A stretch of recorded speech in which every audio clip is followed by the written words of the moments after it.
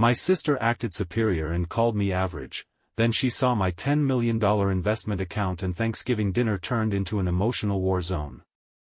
Whenever someone brings up my childhood, I tend to dodge the topic or change the subject entirely. Not because I had some traumatic, horror-filled upbringing or anything like that. We had food on the table, a roof over our heads, basic needs were met. But let's just say, it wasn't exactly what you'd call warm or balanced. My name's Tom, I'm 38 now, and I've finally decided to open up about it.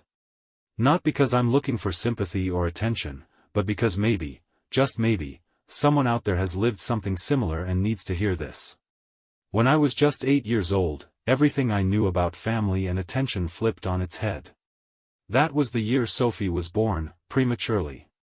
I remember my dad bolting out the door in the middle of the night to get to the hospital, while Aunt Linda came over to stay with me. Everyone was on edge about the baby, tense, panicked, and I felt that energy too, even though I didn't fully understand what being born early really meant. But I knew enough to realize things were serious. Sophie pulled through, but she was so delicate it felt like she could break if you breathed too hard near her. Our house basically turned into a mini ICU overnight. My mom was obsessed with cleaning, disinfectants, sanitizers, everything. The smell of bleach and alcohol practically lived in our walls. If I so much as sneezed, her focus wasn't on me at all, it was immediately, how will this affect Sophie? Tom, was that a cough? She'd ask, totally freaked out. We can't risk Sophie getting sick. Go pack a bag. And just like that, I'd be shipped off again, off to Grandma's house or Aunt Linda's, as if I was a walking germ. At first, these little trips felt kind of fun, like sleepovers or mini adventures.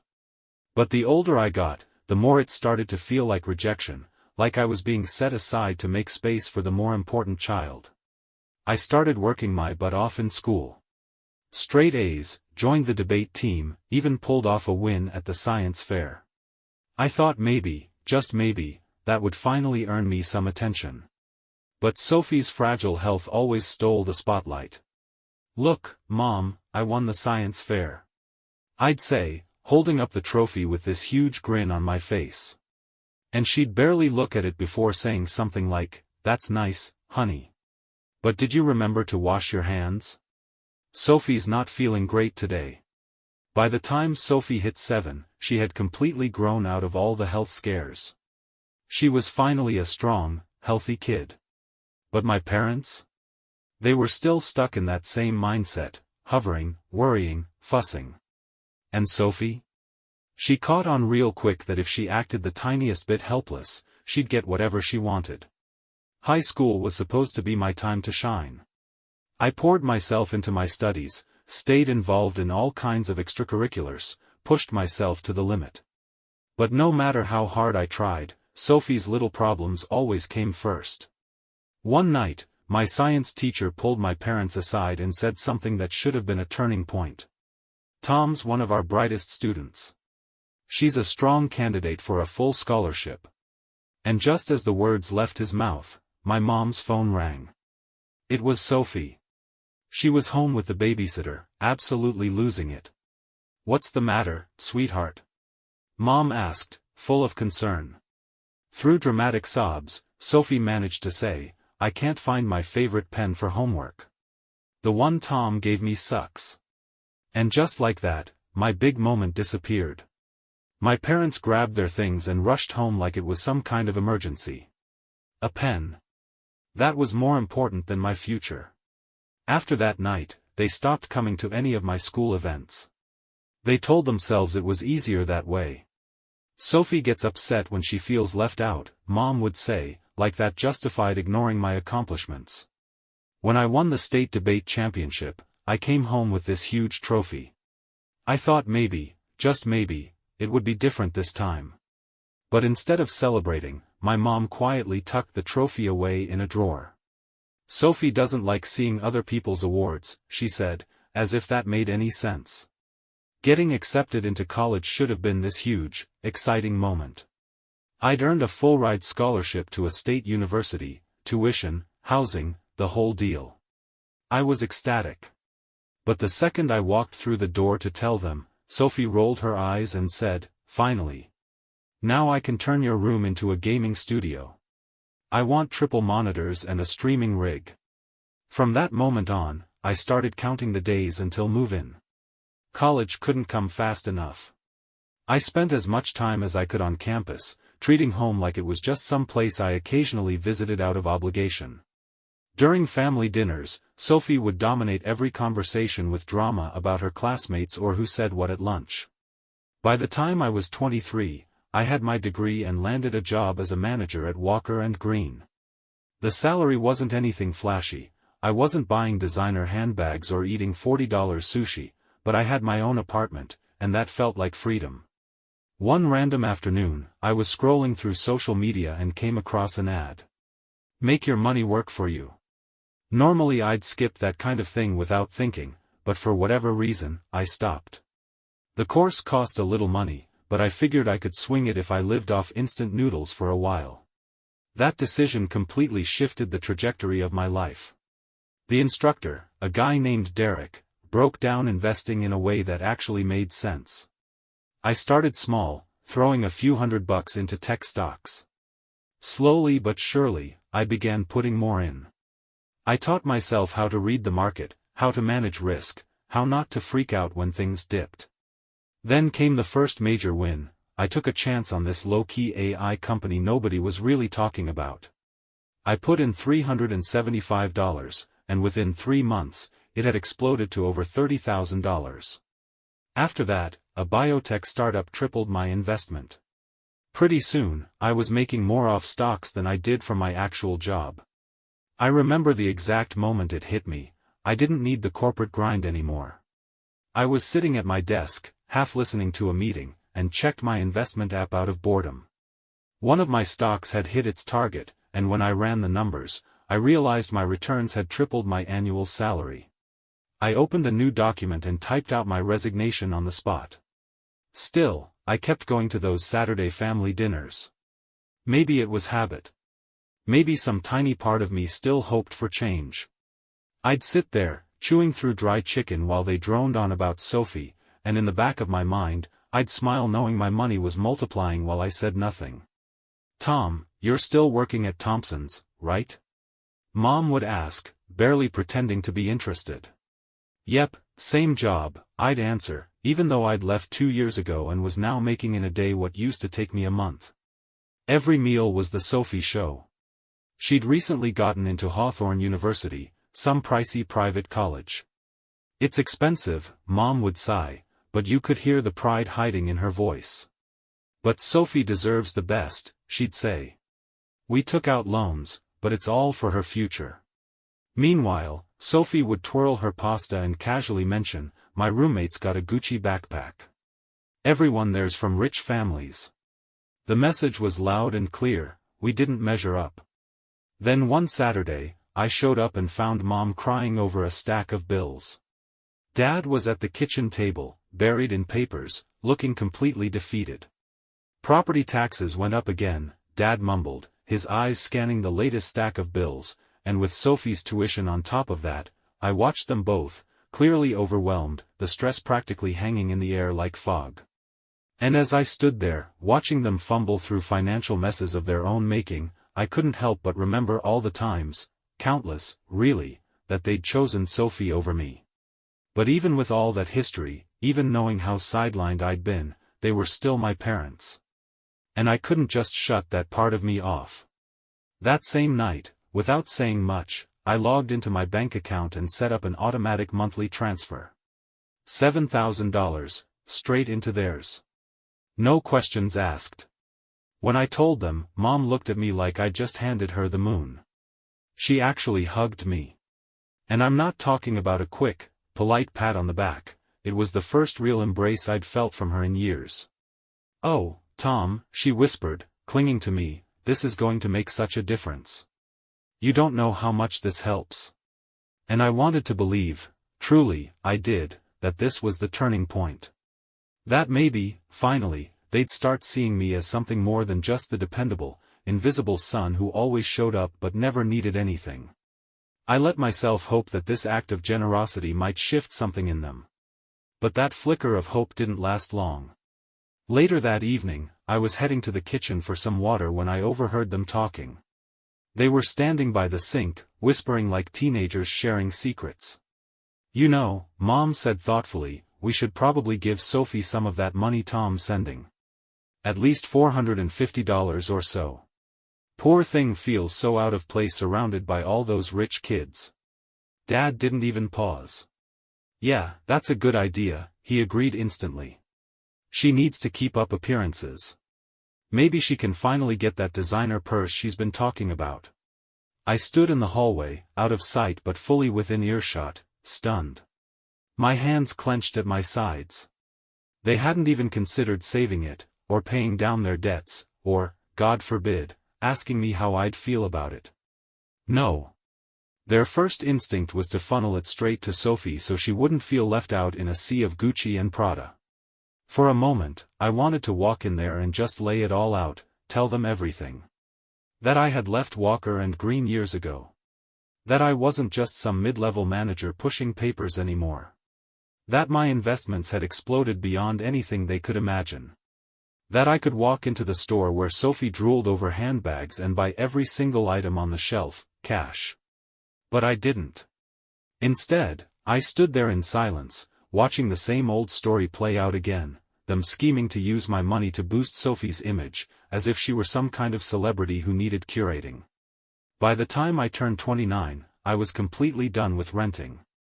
My portfolio had grown way beyond what I'd ever dreamed, and I was ready to put down roots somewhere that actually felt like mine.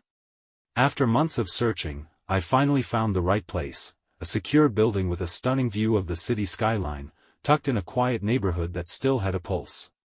It wasn't showy. No gold trim or infinity pools. But it was solid, well-constructed, roomy enough to breathe, and most importantly, I could pay for it in full, no loan necessary. The day I got the keys, I walked through the empty rooms slowly, the echo of my footsteps bouncing off bare walls.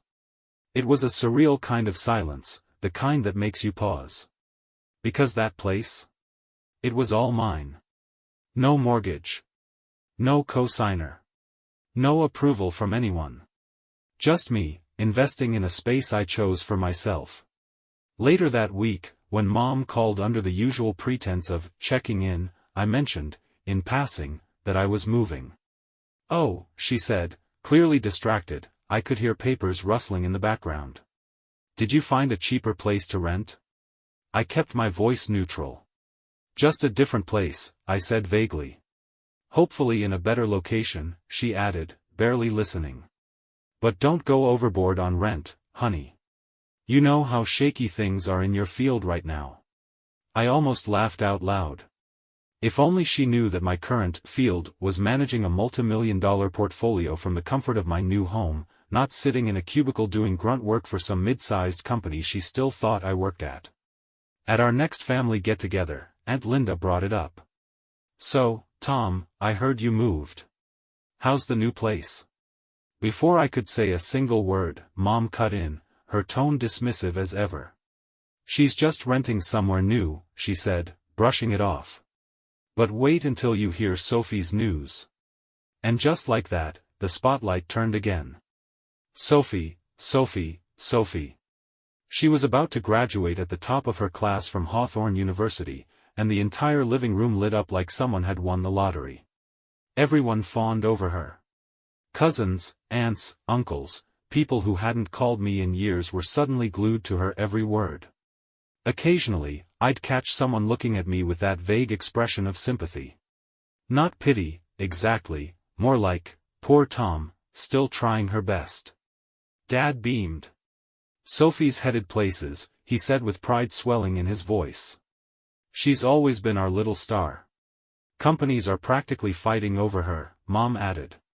Across the room, I heard one of my cousins whisper to his wife, just loud enough for me to catch, "Unlike some people who are just average." I took a long, slow sip of my wine and thought about the stock trade I'd executed that morning, one that had just netted me more in a single day than that cousin earned in 12 months. But I didn't say a word. Let them have their little fantasy. What good would it do to burst their bubble?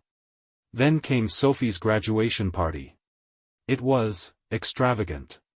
Catered food, fancy floral arrangements, twinkling lights, it looked like a small wedding reception. And as I glanced around at the decorations, I realized that a good chunk of that came straight from the monthly transfers I'd been sending. Sophie strutted around in her cap and gown like she was the next Nobel Prize winner. When she saw me, she made a beeline, waving her diploma like a flag. "Check this out," she said, thrusting it in my face. "Hawthorne University. Not some run-of-the-mill state school like you went to. And I've already got interviews lined up with some of the best firms out there." She gave me a smirk. "I'm not gonna be stuck pushing papers like you." I raised my glass. "Congratulations, Sophie." "That's it?" she said, eyebrows raised. "Aren't you jealous? I mean, come on. I'm on the path to greatness and you're just, you." She stood there, visibly itching for me to admit that she'd finally surpassed me. But I wasn't playing that game. I could have told her about the apartment I owned, the 7 figures in my portfolio, the fact that I made more by lunchtime than she would likely make in her entire first year of work. But I just shrugged and walked away, leaving her there with her diploma held up like it could shield her from her own insecurities. 3 months later, Sophie was still unemployed. All those companies she had bragged about, turns out, they weren't exactly fighting to hire her. And those student loans she'd racked up? Yeah, those started coming due. One evening, the phone rang. "Tom," Mom said, her voice unusually cautious, "do you have a minute to talk?" I already knew what this was about. "It's Sophie's loan payments," she continued, dragging out every word like it hurt. "They're really taking a toll on us right now. And with everything else we've got going on. I hate to even ask. How much do you need?" I cut in, already knowing I'd regret asking. "Well," she exhaled, sounding relieved, "if you could raise your monthly contribution to, say, $3,500, that would really be a lifesaver." I thought about every time they'd ignored me, every achievement they brushed off like it was nothing, all the times Sophie had insulted me without consequence. And then I thought about the comfortable cushion sitting in my account, earning interest while I sipped tea in my City View apartment. "Sure," I said finally. "I'll update the transfer starting next month." Mom barely said thank you before launching into all the things the extra money could be used for. Sophie's loans, sure, but also maybe some new clothes for her interviews. Because, apparently, image still trumped substance. Not long after, Sophie finally landed a job. No surprise, it was at the same company where Dad just so happened to have a college buddy in HR. Suddenly, she was a manager. One weekend, I stopped by my parents' place and found Sophie flopped on the couch, scrolling through apartment listings like her life depended on it. "Everything's so overpriced," she complained without looking up. "I can't believe I have to keep living here with Mom and Dad. It's just so humiliating," Sophie groaned, tossing her phone onto the coffee table like it had personally offended her. She had been scrolling through apartment listings for the last hour, grumbling about how expensive everything was. "Well," I offered gently, "maybe consider something a bit smaller? Or maybe check out neighborhoods that aren't right in the middle of downtown." She turned and looked at me like I'd just suggested she set up a tent under a bridge. Total disbelief. "I need to be in the right neighborhood, Tom," she snapped. "Not that you'd get it. Some of us actually have standards." I glanced around the room, our parents' living room. The old couch, the worn carpet, the framed family photos from 20 years ago. The very room she was currently occupying without paying a cent in rent. But I didn't say anything. I just bit my tongue and let it go. She let out a dramatic sigh and slumped back in her seat. "This is just temporary anyway. I won't be stuck in some average job forever, unlike you. I actually have potential." As Thanksgiving crept closer, Mom threw herself into her usual over-the-top holiday planning. Like every year, she insisted on hosting the big family dinner herself, refusing help, turning the kitchen into a war zone of flour, aluminum foil, and last-minute panic. But this time felt different. A week before the holiday, she called me sounding unusually strained. I honestly don't know what I'm going to do this year, she said. I hurt my back pulling Sophie's laundry out of the dryer. I can barely stand long enough to brush my teeth, let alone cook for 20 people. Why don't you let me take care of it? I suggested. I'll have it catered from that new place downtown, everyone's raving about their food. Immediately, her mood brightened like someone flipped on a switch. Oh, Tom, she gushed, you're such a thoughtful son. I don't know what we'd do without you. We were on a video call, and right as she said it, I saw Sophie in the background. She rolled her eyes so hard I thought they might get stuck. Apparently, even the tiniest bit of appreciation thrown my way was enough to throw her off balance. Thanksgiving Day rolled around, and from the outside, it looked like any other holiday with our family, relatives crowding into the living room, wine glasses clinking, kids running around. The food arrived on time, beautifully packaged and hot. I helped Mom set up the trays and dishes, doing my best to ignore Sophie's endless commentary about how box stuffing is never as good as the real thing.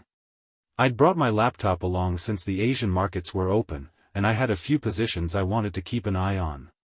I set it up in my old bedroom, left the trading dashboard open, and went back to the dining room to be part of the festivities.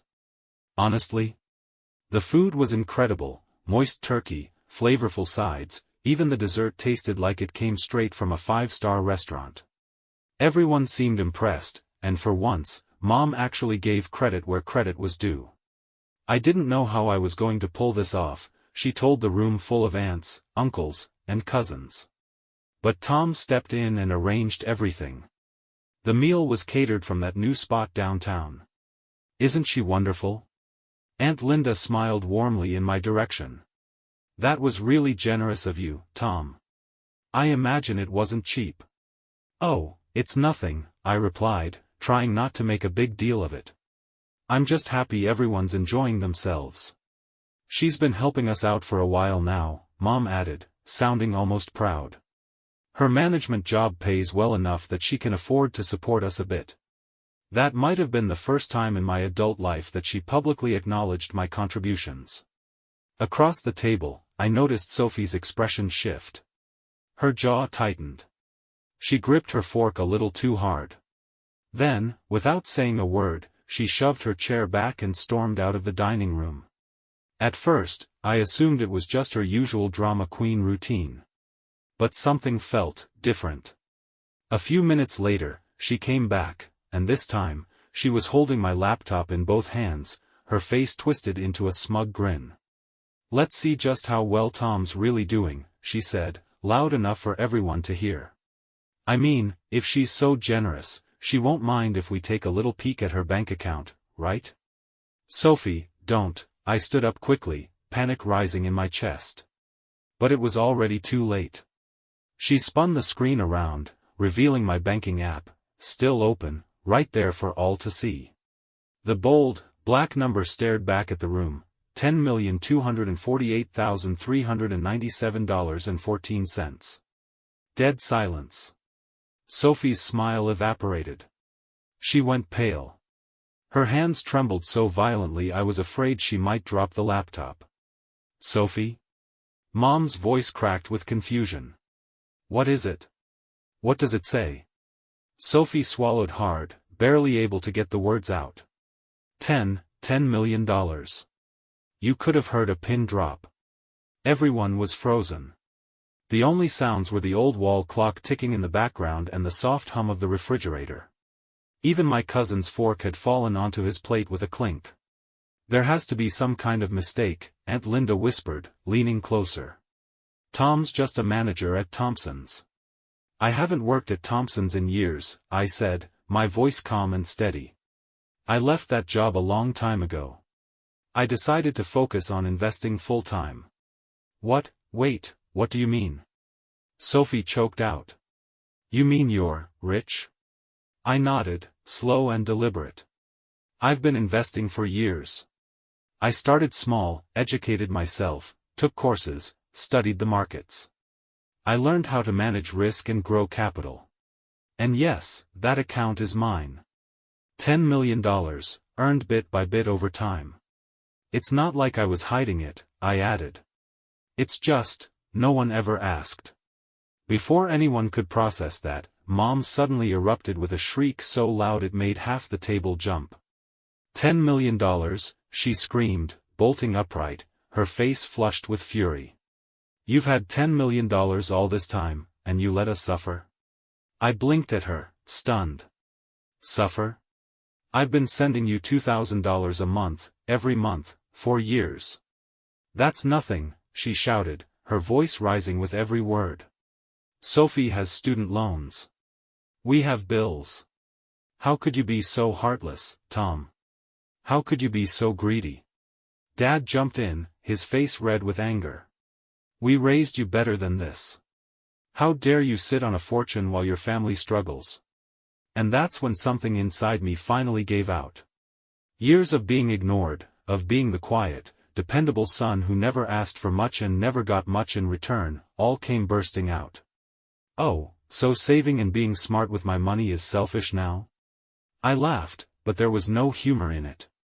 Let's talk about selfish. Where were the savings when I was ready for college, huh? Oh wait, there weren't any. Because every penny went to Sophie. And guess what? I went on. They didn't pay for my education either. I got myself a full-ride scholarship, while Sophie racked up debt for a fancy private school you couldn't afford. That's different. Mom snapped. Sophie needed help. Sophie deserved better. I cut her off. Sophie wanted. Sophie demanded. Sophie got. Every single time.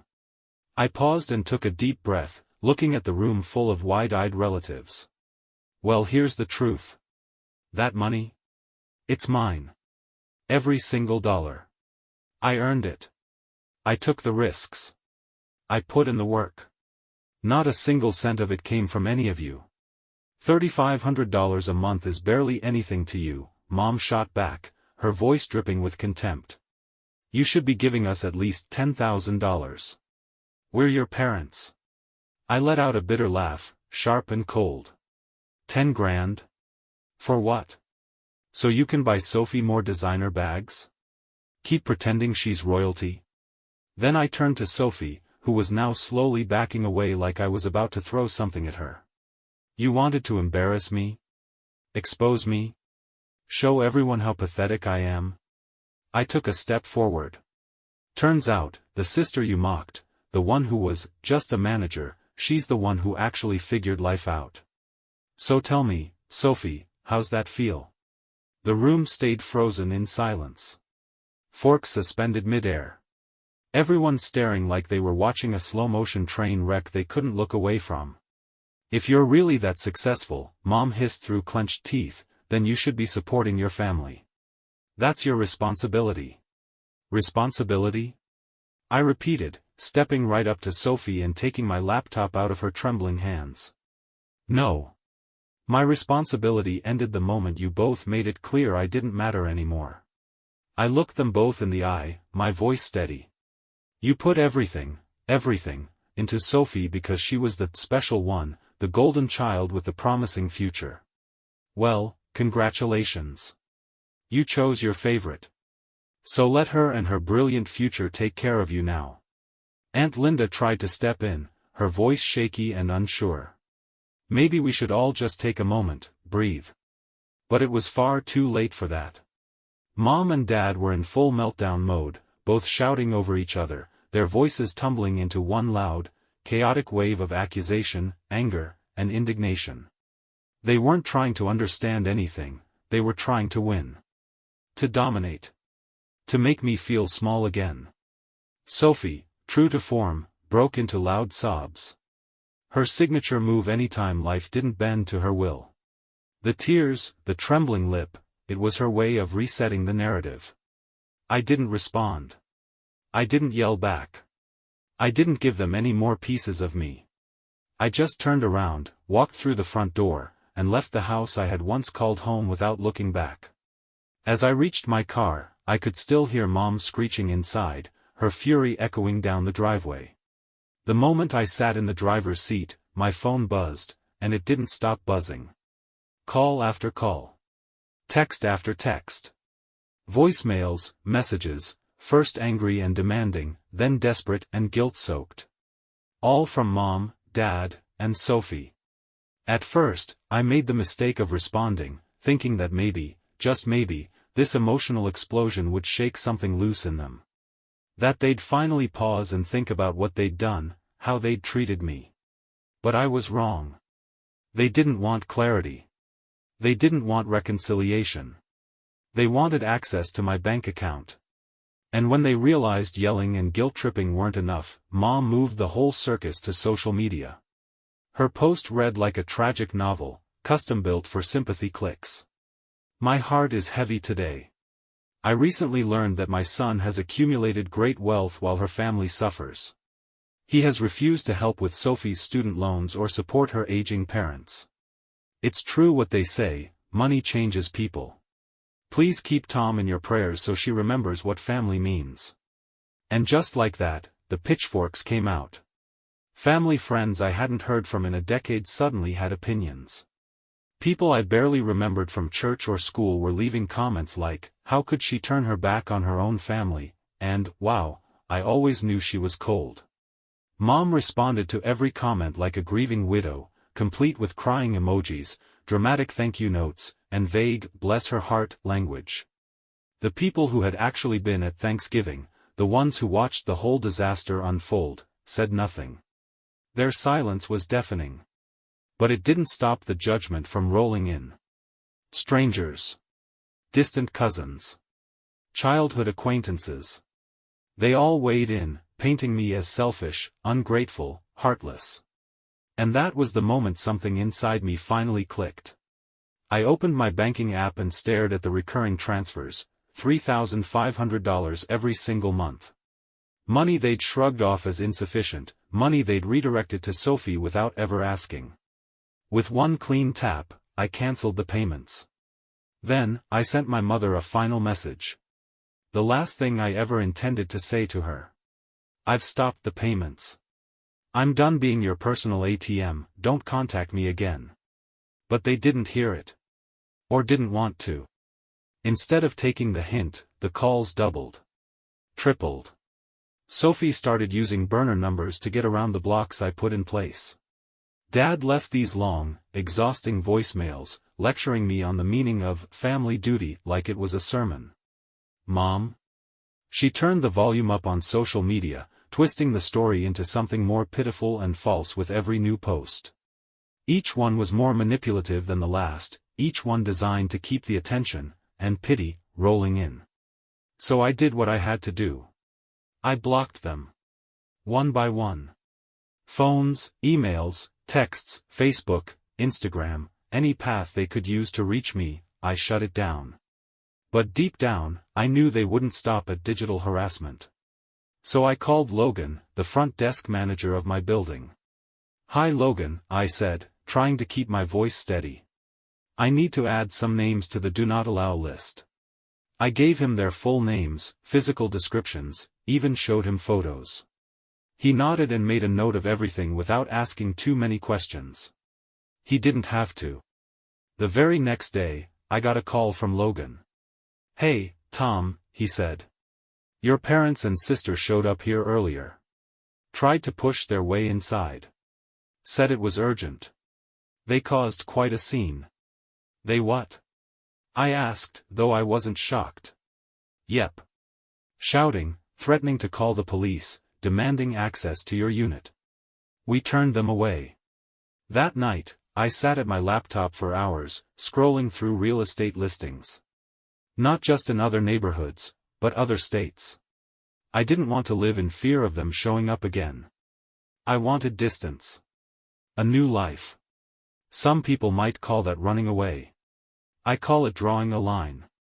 Setting a boundary so firm it finally sticks. They had years, to show me love, respect, and even just basic decency. They had every opportunity to see me, to lift me up, to treat me as more than a wallet or a shadow behind Sophie's spotlight. And they chose not to. They didn't come looking for a son. They came looking for a bank account. And now that I see them clearly for who they really are, I don't feel guilty for cutting them off. Not anymore. As I scroll through listings in quiet towns far from here, all I feel is relief. Because sometimes, the healthiest and bravest thing you can do for yourself is walk away. Even if the thing you're walking away from is family.